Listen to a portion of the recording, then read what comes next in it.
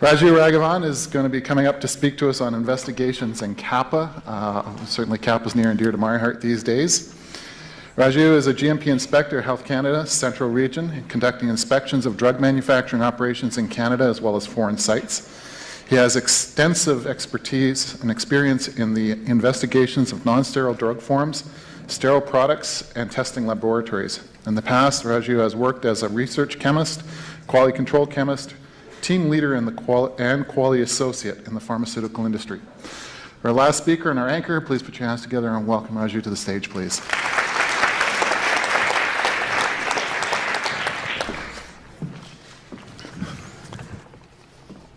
Good afternoon.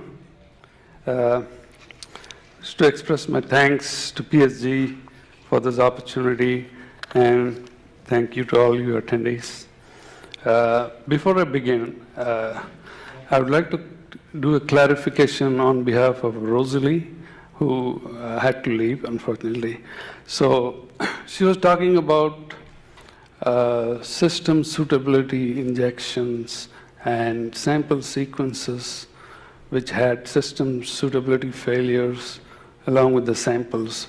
So just a quick clarification that the expectation is that samples are injected only when the system suitability parameters are met. And if there is an obvious failure in system suitability, you don't proceed with injecting the samples. And as a normal testing practice, this should not be allowed. And in exceptional circumstances, when this happens, it should be a controlled process.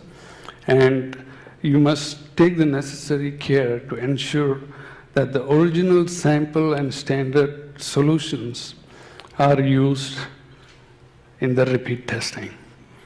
And if the solutions are not stable for any reason, it's your responsibility to ensure that you discover the system suit failure in time and use the same solutions. Anything other than this would lead to further scrutiny, and it can create more issues related to the testing. I hope it's clear.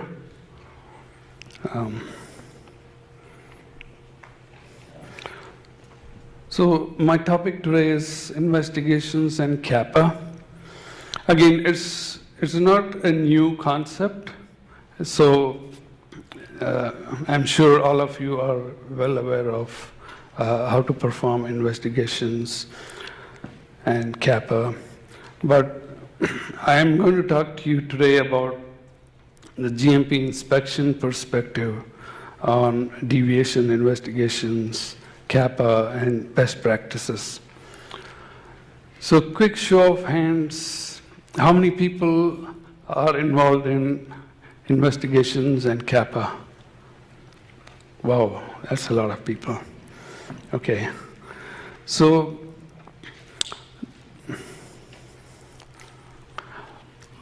the objective here is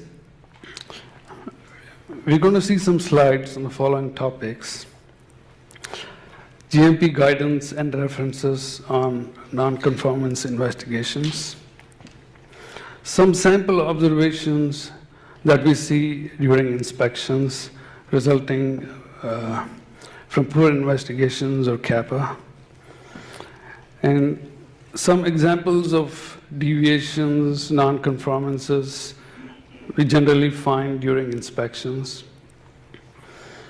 and what are the common causes of poor investigations,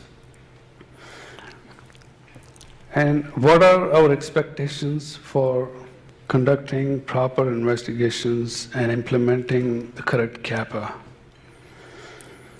And finally, what are the undesirable consequences when you do poor investigations?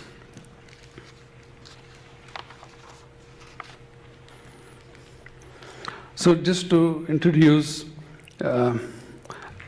we know we don't live in a perfect world, so deviations do happen.